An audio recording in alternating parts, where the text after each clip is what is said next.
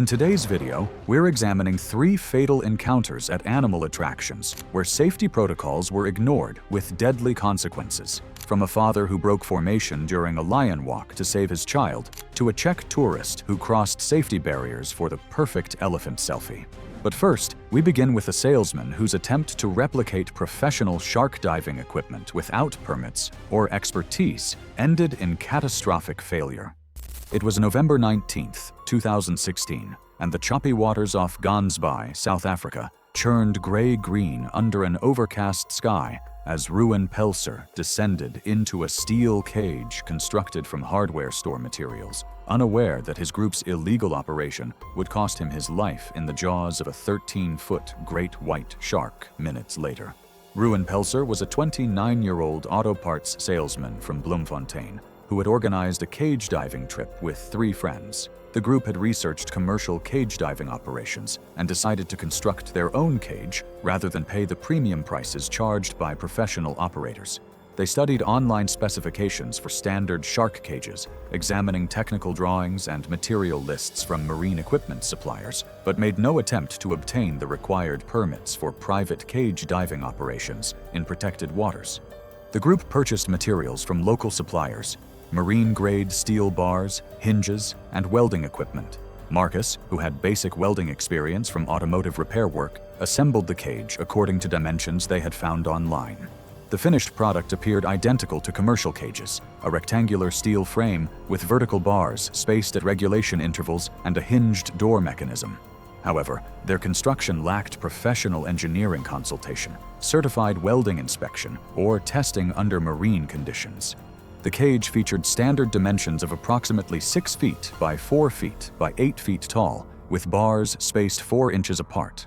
The door used marine hinges and a latch mechanism similar to commercial designs. What the group couldn't replicate was the precise metallurgy, stress calculations, and safety redundancies that professional manufacturers incorporated based on years of testing and engineering analysis. Their welding equipment, purchased second-hand from a local supplier, lacked the precision controls necessary for consistent penetration depth across different joint configurations. The construction process had taken place over several weekends in Marcus's backyard, with the group working primarily from YouTube tutorials and basic welding guides. They had tested the cage's buoyancy in a local swimming pool, where it performed adequately in calm, controlled conditions.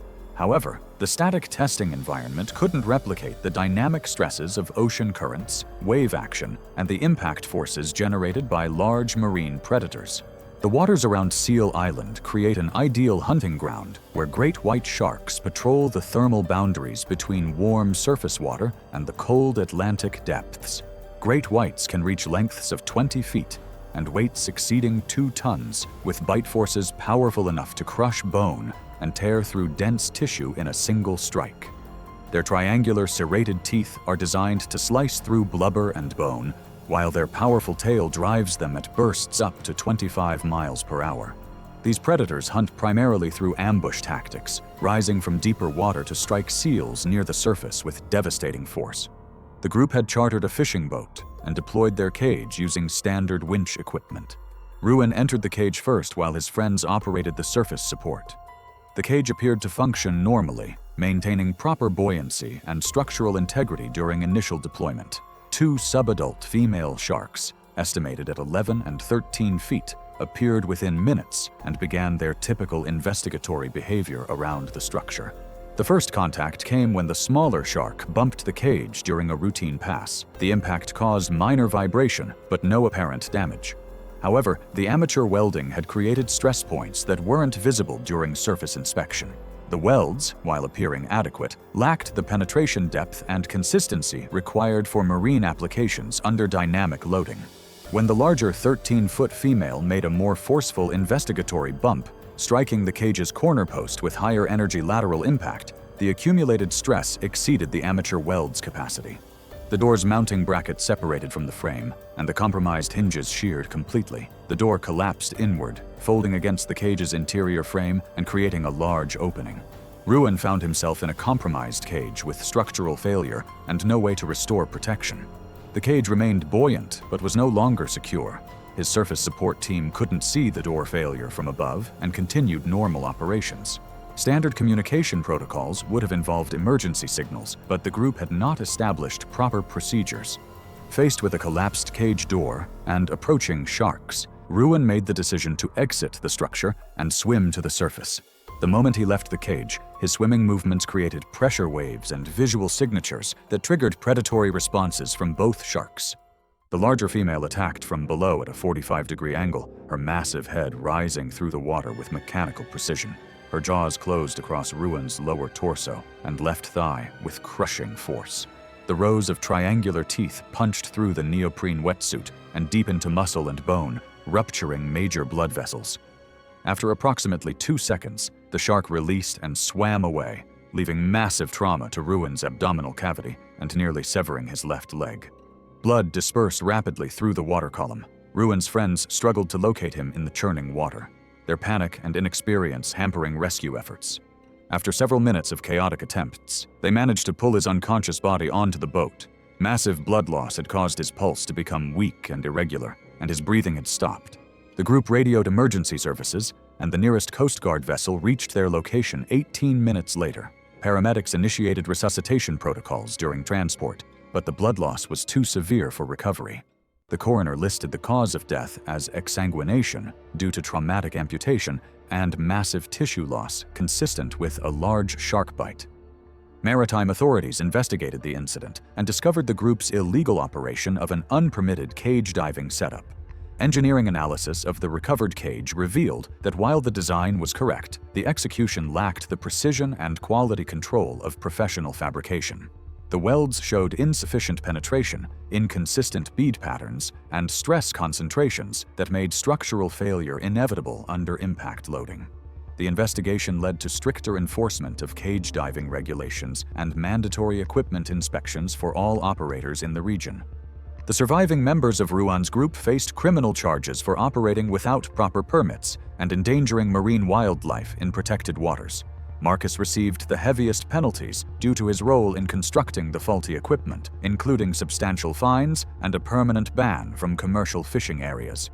The incident became a cautionary case study used by maritime safety instructors across South Africa, highlighting the deadly consequences of attempting to replicate professional marine equipment without proper expertise, certification, or regulatory compliance.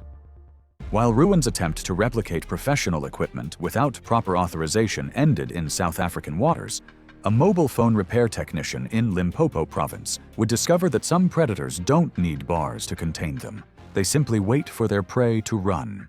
It was May 7, 2015, and the late autumn sun cast long shadows across the Thornveld of Limpopo province, as Edric Maseko adjusted his grip on his 2-year-old son Gotso's hand, unaware that his decision to save money on a discounted weekday safari package would end with 3 lions tearing him apart in front of his family. Edric Maseko was a 34-year-old mobile phone repair technician from Tembisa who had saved for 8 months to afford this family trip to a lodge's private predator interaction walking safari. He worked 12-hour days in a cramped electronics shop, earning enough to support his partner, Nomsa, and their son. His reputation among customers was built on honest pricing and reliable work, but money remained tight. When Thornwood advertised a weekday discount package, Edric saw an opportunity to give his family an experience they would never forget. He had grown up in the townships with no exposure to wildlife beyond stray dogs and urban pigeons, but the lodge's marketing materials emphasized that their lions were hand-raised and habituated to humans.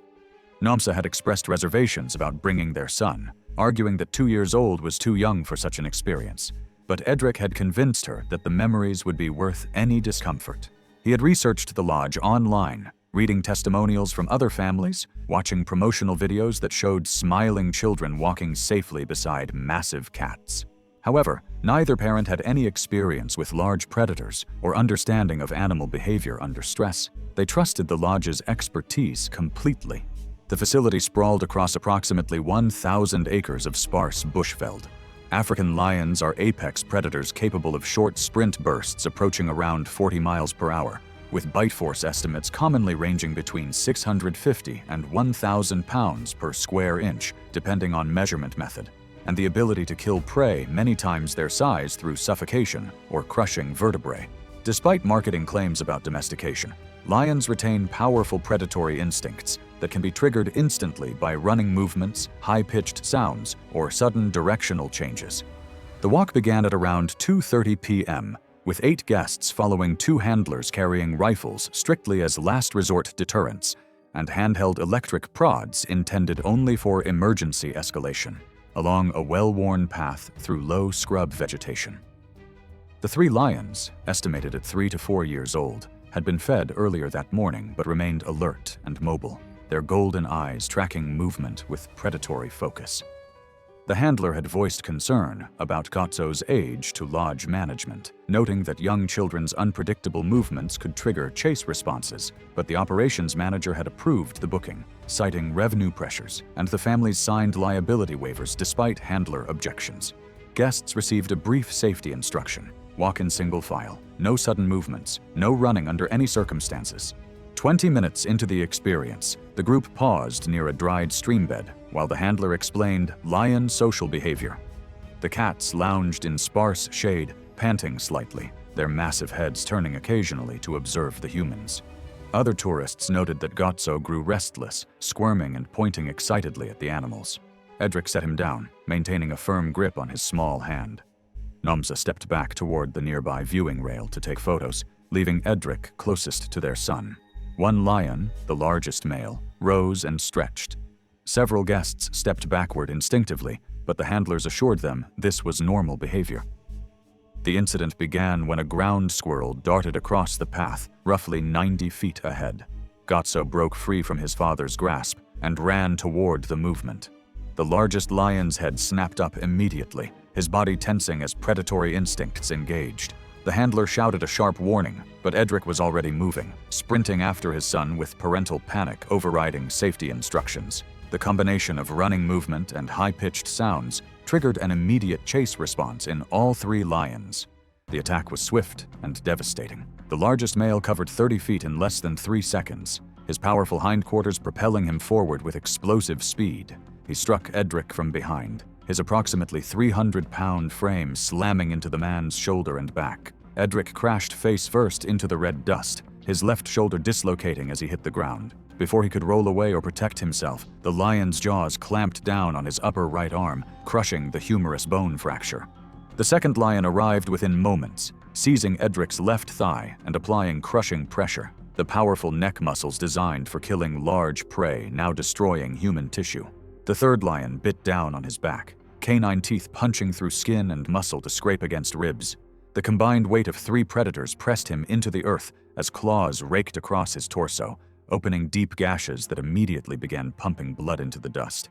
The largest male released Edric's arm and repositioned higher, his jaws closing around the neck and shoulder area. Blood immediately surged from the wound as major vessels were severed. Edric's body convulsed briefly before going slack, the trauma to his upper back and neck proving immediately fatal. His legs stopped moving entirely. The handler fired 2 warning shots into the air, the sharp cracks echoing across the bushveld, but the lions were fully engaged and ignored the sound. A third shot, aimed closer to the animals, finally scattered them after approximately 15 seconds of sustained attack. They retreated around 20 yards but remained alert, blood covering their muzzles and front paws. Edric lay motionless in a growing pool of blood, his clothing shredded, multiple puncture wounds visible across his torso and extremities. His breathing had stopped, and no pulse was detectable. The handler radioed the lodge office immediately while his partner attempted CPR, despite obvious fatal injuries. The on-site medic, certified in wilderness first aid, reached the scene in 6 minutes, but could only confirm what was already evident. Severe arterial bleeding and catastrophic trauma to the neck and upper back made survival impossible. Police and paramedics arrived 34 minutes later, navigating dirt roads from the nearest town. The coroner determined the cause of death was exsanguination and traumatic asphyxiation due to multiple lion bites. Gotso was physically unharmed, found crying beside the stream bed where he had stopped running, but the psychological impact on the family proved devastating. Nomsa filed a civil lawsuit against the lodge 6 weeks later, citing negligent safety protocols and false advertising regarding animal domestication. The case settled out of court for an undisclosed amount, with the lodge's insurance carrier paying damages. Investigators reviewed the lodge's permits and safety practices following the incident, and it permanently ceased walking safari operations within 6 months, transitioning to vehicle-only game drives. The 3 lions were relocated to a private reserve in the Northern Cape, where they remained in controlled environments away from human contact. The incident prompted industry-wide reviews of walking safari protocols and age restrictions for participants across South Africa's tourism sector. As a father's protective sprint had triggered lions to hunt in South Africa, a Czech tourist reaching beyond safety barriers at a park in Thailand would discover that an angry adult bull elephant can compress a human torso into something unrecognizable. It was February 3, 2018, and the oppressive afternoon humidity of Ayutthaya hung like a wet blanket over the sprawling elephant park, where the ancient ruins of Thailand's former capital cast long shadows across the tourist platforms, the same concrete stage where Marek Dostal would soon ignore every safety warning and grab the trunk of a 38-year-old bull elephant, triggering a fatal crushing. Marek was a 41-year-old warehouse logistics coordinator from Brno, Czech Republic. He worked for a mid-sized distribution company, managing inventory systems and coordinating shipments, methodical work that required attention to detail but offered little excitement. His colleagues described him as reliable but restless, someone who talked constantly about traveling but never actually left Europe until this trip. He had chosen Thailand after browsing travel blogs that promised authentic animal experiences, and the Ayutthaya Elephant Park had appeared on multiple recommended lists. His goal was simple: capture photos that would prove to friends and family back home that he had done something genuinely adventurous.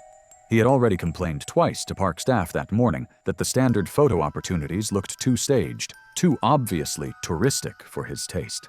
Marek's frustration with the controlled nature of the park experience had been building throughout the day. He had paid the premium package fee for close proximity elephant encounters, expecting something more intimate than standing behind painted lines while mahouts positioned the animals for photos. He had seen other tourists posting dramatic shots on social media from similar parks, images where people appeared to be interacting naturally with the elephants rather than posing awkwardly several feet away. His messages to friends that morning expressed disappointment with how regimented everything felt, how the mahouts constantly shouted instructions in broken English, how the barriers made every photo look obviously artificial. The concrete platform sat elevated 3 feet above the ground, surrounded by packed earth where the elephants stood during photo sessions. Asian elephants can weigh up to 11,000 pounds and stand nearly 9 feet tall at the shoulder. Their trunks contain roughly 40,000 muscle units and can lift or exert forces measured in the hundreds of pounds, combining immense strength with fine motor control at the tip.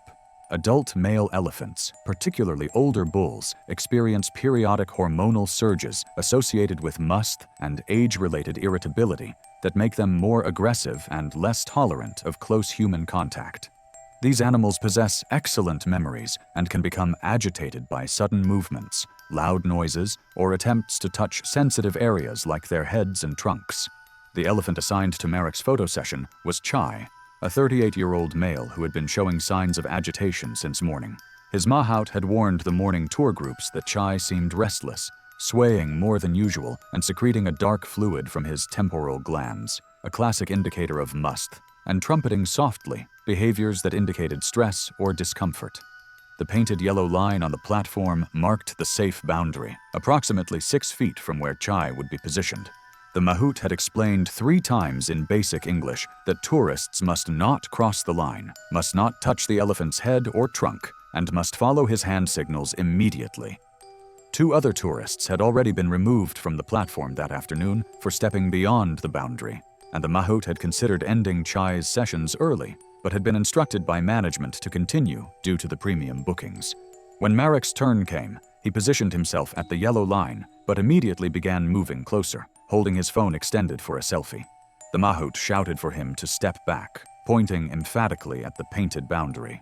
Marek waved him off dismissively, focused on his phone screen, and tried to frame a shot that included both his face and Chai's massive head. Other tourists on the platform called out warnings, but Marek was absorbed in adjusting his position. He stepped over the yellow line, then moved another 2 feet closer, now directly within Chai's reach. The elephant's ears had begun flapping, a clear sign of agitation, and his trunk was swaying in an irregular pattern that experienced mahouts recognize as a warning behavior. The moment Marek reached out and grasped Chai's trunk with his left hand, trying to guide it into his selfie frame, the elephant's response was immediate and devastating. Chai recoiled violently, his trunk whipping free from Marek's grip, then swung forward in a powerful arc that caught Marek square in the chest. The impact launched Marek backward off the platform. He landed hard on the packed earth below, the wind knocked out of him, his phone flying into the dirt several feet away. Before Marek could orient himself or attempt to move, Chai stepped forward off his usual position, placing his massive right forefoot directly onto Marek's abdomen. The initial contact forced a strangled scream from Marek's throat, audible to every witness on the platform. The elephant's weight, estimated at over 9,000 pounds, drove down through his torso with overwhelming pressure. His ribcage collapsed beneath the crushing force, the structural integrity of his chest cavity failing completely. Marek's screaming stopped, replaced by wet, gasping sounds as his punctured lungs struggled to function. Chai maintained the pressure for several seconds, his weight compressing Marek's torso and pelvis against the hard-packed earth. The crushing force was applied as a defensive response rather than a frenzied attack, driven by agitation and perceived threat. Two other mahouts rushed forward with long poles, shouting and striking Chai's legs to drive him backward. The elephant responded to their commands, stepping away from Marek's motionless form. Marek lay flat on his back, his chest visibly collapsed, breathing in shallow, irregular gasps. The normal structure of his ribcage was destroyed, and his lower body was twisted at unnatural angles, suggesting catastrophic pelvic injury. The tourists on the platform began screaming and crying, several becoming physically ill at the sight. The park supervisor called emergency services immediately, providing precise GPS coordinates and describing the injuries as catastrophic crush trauma. The ambulance navigated rural traffic and narrow roads, arriving at the park 22 minutes later. Paramedics found Marek unconscious with signs of massive internal injuries and crush trauma affecting the chest and pelvis. They initiated emergency protocols and transported him immediately, but he was pronounced dead en route to the hospital at 3:05 p.m. The attending physician later documented that survival would have been impossible due to irreversible thoracic collapse and extensive organ destruction sustained at the scene. The elephant park removed the concrete platform within a week, but continued operating under modified safety protocols. Chai was relocated to a different section of the facility and restricted from tourist interactions, though park officials maintained that the incident resulted from human error rather than animal aggression. Investigators seized visitor phone footage and park surveillance recordings as part of the inquiry and subsequent civil settlement. Marek's body was repatriated to the Czech Republic. The investigation revealed that Chai had been involved in 2 previous incidents with tourists, both involving aggressive behavior that had been downplayed in incident reports to avoid regulatory scrutiny. Park management had been aware of his increasing irritability, but continued using him for premium photo sessions due to his impressive size and photogenic appearance. Internal communications showed that staff had repeatedly requested Chai's removal from tourist interactions, but financial considerations took precedence over safety concerns. Thanks for watching. If you liked these stories, click here